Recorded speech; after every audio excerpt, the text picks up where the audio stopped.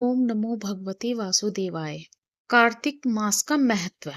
कार्तिक मास को अत्यंत पवित्र और भगवान विष्णु को प्रिय माना जाता है, जिसमें स्नान, व्रत, दान और दीपदान जैसे धार्मिक कार्य करने से अक्षय पुण्य मिलता है और समस्त कष्टों का नाश होता है। इस महीने में भगवान विष्णु शयन से जागते हैं। देवोत्थान एकादशी और तुलसी शालिग्राम के विवाह का आयोजन होता है।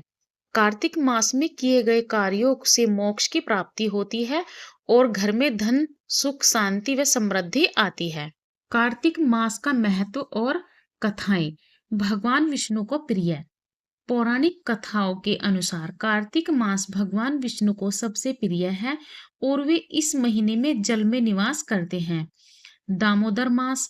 इस महीने को दामोदर मास भी कहा जाता है, क्योंकि यह माता यशोदा द्वारा श्री कृष्ण की कमर में रस्सी बांधने की घटना से जुड़ा है।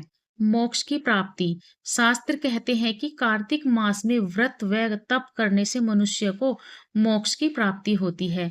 जैसा कि एक विधवा ब्राह्मणी ने कार्तिक मास के व्रत के प्रभाव से अगले जन्म में भगवान विष्णु की पत्नी रुक्मणी बनकर स्थान प्राप्त किया। धार्मिक कार्य और उनका महत्व। नदी स्नान। कार्तिक मास में सूर्योदय से पहले पवित्र नदियों या तालाबों में स्नान करना विशेष शुभ माना जाता है, जिससे दूध से स्नान करने जैसा पुण्य मिलता है। दीपदान। इस मास में नदी, तालाब और मंदिरों में दीपदान करने से संकट दूर होते हैं और कर्ज से मुक्ति मिलती है। तुलसी पूजा। कार्तिक मास में तुलसी की पूजा, सेवन और सेवा करने का बहुत महत्व है।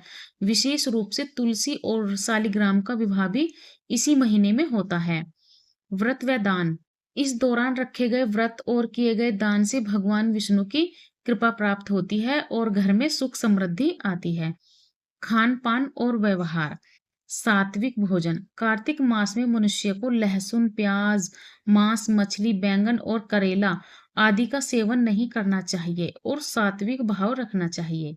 इंद्रिय संयम। इस महीने में मन पर संयम रखना, ब्रह्मचार्य का पालन करना, कम बोलना और निंदा से बचना भी महत्वपूर्ण माना गया है। कार्तिक मास आध्यात्मिक विकास और पापों के नाश के लिए एक अत्यंत शुभ और पवित्र महीना है, जिसमें भक्तिपूर्ण कार्य करने से व्यक्ति को सुख, समृद्धि और मोक्ष की प्राप्ति होती है। कार्तिक मास में भगवान विष्णु की कृपा पाने और अनंत पुण्य प्राप्त करने के लिए प्रतिदिन श्री हरि की पूजा, तुलसी पूजन, गीता का पाठ, दामोदर अष्टकम का पाठ, विष्णु सहस्त्रनाम का पाठ और कार्तिक महात्म्य व्रत कथा का पाठ करना चाहिए। नियमित पाठ करने योग्य ग्रंथ व स्त्रोत। गीता का पाठ। प्रतिदिन गीता का पाठ करने से अनंत पुण्य की प्राप्ति होती है और माता लक्ष्मी प्रसन्न होती हैं। दामोदर अष्टकम। कार्तिक माह में भगवान दामोदर की पूजा की जाती है और दामोदर अष्टकम का पाठ करना शुभ माना जाता है। विष्णु सहस्त्रनाम। इस मास में विष्णु सहस्त्रनाम का पाठ करने से भगवान विष्णु का आशीर्वाद मिलता है और जीवन की समस्त परेशानियों से मुक्ति मिलती है। कार्तिक महात्म्य व्रत कथा। कार्तिक मास की महिमा का पाठ करना चाहिए, इससे श्री हरि प्रसन्न होते हैं।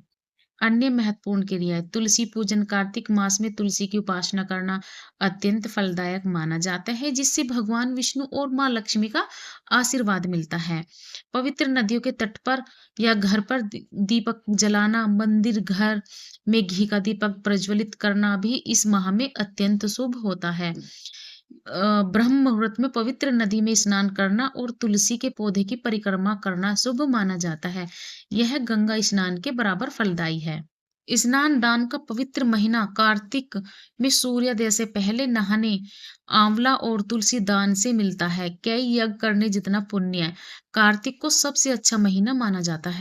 कार्तिक मास में उड़द, मसूर और चना दाल का सेवन नहीं करना चाहिए। इसके अलावा इस महीने में बैंगन, करेला, प्याज, लहसुन, गोभी और बीज वाले फल व सब्जियां भी वर्जित हैं। इस मास में तामसिक भोजन से परहेज करके सात्विक भोजन करने का विधान है, क्योंकि यह महीना भगवान विष्णु की उपासना और शुद्धता का होता है।